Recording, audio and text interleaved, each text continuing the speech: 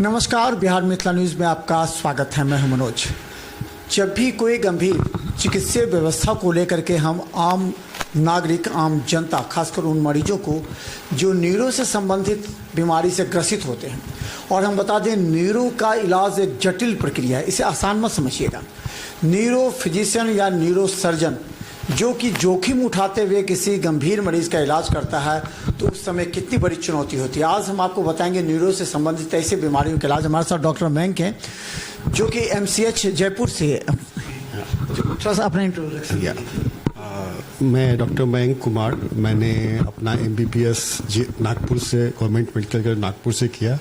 फिर MS gold medallist में Darbhanga TMCH से मैंने MS किया था। फिर उसके बाद MCH के लिए मैं SMS जयपुर गया और वहाँ से 2017 में पास आउट होके आया। तब से मैं मुजफ्फरपुर, दरभंगा और सीतामढ़ी, इन 3 जगहों पे अपनी सेवाएं दे रहा हूँ। और इससे सभी जो भी पेशेंट्स न्यूरो से रिलेटेड है, चाहे वो सर्जिकल हो या जिनको दवाओं की ज़रूरत है, उनके ट्रीटमेंट कर। एक न्यूरो जो सर्जरी है वो काफ़ी जटिल प्रक्रिया होती है, बहुत मैन्युटली देखना पड़ता है, मैन्युटली इलाज करना पड़ता है। तो इस कैसे इसको कर पाते हैं, किस तरह करना चाहिए एक मरीज को? एक्चुअली जटिल तो है, बट एक्चुअली हमारी ट्रेनिंग ही इस चीज़ में होती है कि उस चीज़ के ट्रीटमेंट होना है। बाकी ये जो बहुत सारे सूक्ष्म होते हैं, बहुत सारे नसें और ये, तो इसलिए हम लोग साथ में माइक्रोस्कोप या लूप का यूज़ करते हैं, जिससे हमें वो चीज़ थोड़ा मैग्नीफाइड दिखता है। और साथ में अब जो भी है, थोड़ा सा संयम चाहिए, थोड़ा सा पेशेंस चाहिए उन सर्जरी के समय। मतलब जल्दबाजी में नहीं हो सकती। आपको पूरी तरह से आपके पास सेटअप ऐसा होना चाहिए कि आप सही से उस सर्जरी को कर पाएँ। उसके बाद पेशेंट का केयर सही से हो, रिकवरी सही से हो पाए, क्योंकि जितना सर्जरी जरूरी उतना ज़्यादा उनका पोस्ट ऑप केयर और बाकी रिहेबिलिटेशन बहुत ज़रूरी है। तो इसलिए सेटअप इतना अच्छा होना चाहिए कि अच्छा, एक न्यूरो सर्जरी में और जो ऑर्थोपेडिशन में एक चीज़ अंतर है, जो मरीज लकवा का होता है उसके कहा कहीं ना कहीं न्यूरो से संबंध होता है, तो उसको कैसे आइडेंटिफाई करते हैं कि ऑर्थोपेडिक का केस है या न्यूरो का केस है?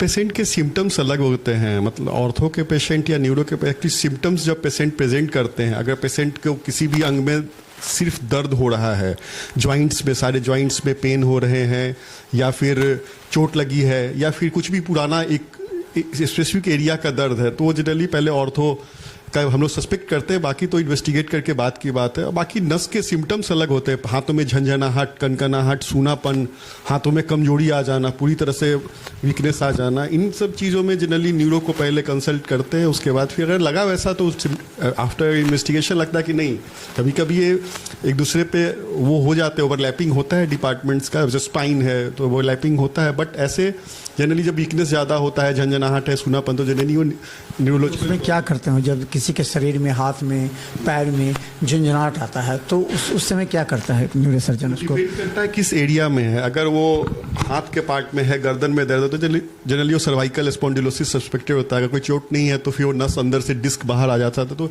जिसको स्लिप डिस्क बोलते हैं। या फिर आसपास की टिश्यूज जो है वो ग्रो कर जाते हैं, तो आसपास के नस को दबाने लगते हैं। तो उस केस में गर्दन के एक्सरे हैं, या फिर जरूरत पड़ा तो MRI वगैरह करना पड़ सकता है। या और भी नर्व कंडक्शन टेस्ट होते हैं, वो सब करके देख सकते हैं कि किधर वीकनेस और क्यों है। उसी तरह कमर में दर्द है और पैरों में दर्द उधर से रेडिएट हो रहा है, झंझनाहट हो रही है, सूनापन या पैरों में वीकनेस हो रही है, तो उस केस में हमें फिर कमर का MRI या फिर बाकी के इन्वेस्टिगेशंस करके उन्हें पता लगा। बाकी हम लोग क्लिनिकली भी पेशेंट की हिस्ट्री और पेशेंट को देख के पता लगाते हैं कि कितना ताकत में कमी आई है, कितना और वीकनेस है, सेंसेशन कितना कमा हुआ है, तो पेशेंट को देख के ही हम लोग डायग्नोस करते हैं। जब ब्रेन हेमरेज या इस तरह का जो अचानक होता है एक्सीडेंटल केस में, या तो उस तरह उस समय कैसे क्या करते हैं? अगर ब्रेन हेमरेज आ जाए तो एक न्यूरो सर्जन को क्या करना पड़ता है और कैसे ये टिपिकल केस होता है? एक्चुअली जब ब्रेन हेमरेज है या एक दो चीज़ होती है, मतलब जो लकवा बोलते हैं, या दिमाग में जब सेरिब्रोवैस्कुलर एक्सीडेंट जिसको बोलते हैं, अब वो हैमरेज है या फिर दो चीज़ हो सकता है। तो नस सूख जाता है, कहीं पे क्लॉट लग गया, तो वो उस आगे का जिस एरिया का वो ब्लड सप्लाई कर वहाँ ब्लड नहीं पहुँच रहा, तो वो क्लॉट मतलब उस एरिया का नस सूख जाता है, वो एरिया ही सूख जाता है। और एक दूसरा होता है उसमें नस फट जाने से वहाँ ब्लीडिंग हो जाती है। तो ब्लीडिंग भी हो सकती है, मतलब इस्चेमिक भी हो सकता है और हेमोरेजिक भी हो सकता है, जो कि ब्लीडिंग वाला है, या फिर नस सूखने के कारण हो सकता है इस्चेमिक। तो उसके लिए हम सबसे पहले जितना जल्दी हो CT स्कैन करवाते हैं, जिससे हम लोग ये कंफर्म कर ले कि वो ब्लीडिंग है या फिर नस सूख रहा है। क्योंकि नस सूख रहा है, दोनों की दवाएं अलग हैं। दोनों का ट्रीटमेंट पार्ट अलग है। अगर प्रेशर इफेक्ट ज़्यादा है तो उसमें हमें सर्जरी भी करनी पड़ती है। अगर ब्लड ज़्यादा है या फिर नस ज़्यादा सूख के वो प्रेशर डाल रहा है तो हमें सर्जरी करके उसको ट्रीट करना पड़ता है, और नहीं तो फिर दवा पे उनको ट्रीट करना होता है। और बाकी फिजियोथेरेपी, रिहेबिलिटेशन, ये सब लॉन्ग टर्म वो सब चलता रहता है। आर के ऑर्थो आश्रम में आपने यहाँ पर मरीजों को देखना, ऑपरेशन करना शुरू किया। जो एक्सीडेंटल केस में ज़्यादा होता है कि अचानक मरीज आए जिनका ब्रेन भी खोलना पड़ सकता है, खोलता भी, तो यहाँ किस तरह की सुविधा दे रहे हैं और कैसे आप मरीजों को आश्वासन देंगे? एक्चुअली मैं यहाँ पिछले 5 सालों से आ रहा हूँ, और जब भी कोई ऐसा केसेस होता है, जल्दी अभी इलेक्टिव केसेस मैं यहाँ पे भी ज़्यादा कर रहा हूँ कि जो भी पेशेंट मतलब जिससे डाई हार्ड इमरजेंसी नहीं है, जैसे कि ट्यूमर है, जैसे आज भी मैं एक ट्यूमर का ऑपरेशन है, या फिर डिस्क प्रॉब्लम है कमर के या नेक का, या फिर और ऐसे चीज़ उसमें जो तुरंत इमरजेंसी है, इलेक्टिव केसेस जो हम लोग बोलते हैं कि जिसको प्लान करके प्लान्ड केसेस, वो केसेस अभी मैं यहाँ पे कर रहा हूँ। लेकिन जल्द ही मतलब क्योंकि अब तो हमारी सड़क व्यवस्था इतनी अच्छी हो गई कि 1 घंटे में मुजफ्फरपुर से यहाँ आना जाना, तो ऐसा कुछ भी आ रहा है तो यहाँ हमारी पास टीम है, वो लोग बाकी प्राइमरी मैनेज करके पेशेंट को प्रिपेयर करेंगे, और हम कोशिश करेंगे कि उसको भी यहाँ पे अब टैकल करें कुछ दिनों के बाद से। तो हम बता दें डॉक्टर मयंक, अब आर के ऑर्थो आश्रम में न्यूरो से संबंधित जो भी गंभीर मरीज हो, चाहे एक्सीडेंटल केस हो, चाहे लकवा का हो, चाहे ब्रेन हैमरेज या कुछ भी है, शरीर में झुंझुनाहट, तो निश्चित तौर पर आर के ऑर्थो आश्रम में डॉक्टर मयंक अब निश्चित तौर पर इसे मरीजों का इलाज करेंगे और ऑपरेशन करेंगे, ताकि एक दरभंगा में न्यूरोलॉजिस्ट की काफ़ी कमी है अपेक्षानुसार दिखें, और न्यूरोलॉजिस्ट को दरभंगा में रहना काफ़ी आवश्यक है, क्योंकि मिथिलांचल के जो मरीज होते हैं वो यहाँ। विशेष जानकारी के लिए हमारे यूट्यूब चैनल और सिटी केबल और GTPL पर नीचे स्क्रीन पर चल रहा होगा, आप इस संबंध में हेल्पलाइन पर जान। हम बताते हैं डॉक्टर आर के प्रसाद हैं। आर के ऑर्थो आश्रम में इन्होंने एक सर्वे किया था जिसमें लगा कि दरभंगा के आसपास मिथिलांचल में जितने मरीज हैं न्यूरो के, उस हिसाब से डॉक्टर उपलब्ध नहीं हैं। इस स्थिति में इन्होंने अपने आर के ऑर्थो आश्रम मदारपुर में न्यूरोलॉजिस्ट से लगातार यहाँ पर इलाज ऑपरेशन किया। आप यहाँ पर करवाते हैं डॉक्टर मयंक? जी हाँ, जो भी जो है सो दिक्कत वाली केसेज होती हैं न्यूरो के, कुछ तो मैं खुद सॉल्व कर लेता हूँ, स्पाइन वगैरह का दिक्कत वाली इनकी मैं मदद लेता हूँ, और ऑपरेशन वगैरह जितना भी है करीब पिछले 5 साल से सक्सेसफुली डॉक्टर मयंक कुमार के द्वारा यहाँ होते आ रहा है।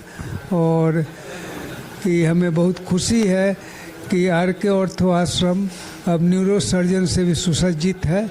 इन्होंने प्रॉमिस किया है कि जो भी उस तरह के मरीज आएंगे उसका इलाज में कोई दिक्कत नहीं होगी। हमारे तरफ से, डॉक्टर मयंक के तरफ से कोई दिक्कत नहीं होगी। एक्सीडेंटल केस आते हैं अगर न्यूरो से संबंधित होते तो उस परिस्थिति में क्या करेंगे?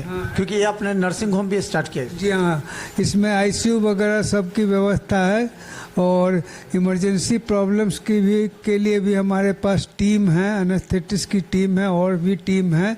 और जो सो खुद मैं यहाँ 24 घंटे रहता हूँ, क्योंकि हमारा रेजिडेंस भी ऊपर में है, इसलिए हमारे एक एनेस्थेटिस्ट जैसे डॉक्टर सद्दाफ हैं जो अपना भी एक ICU चलाते हैं स्मृति सिन्हा नर्सिंग होम में।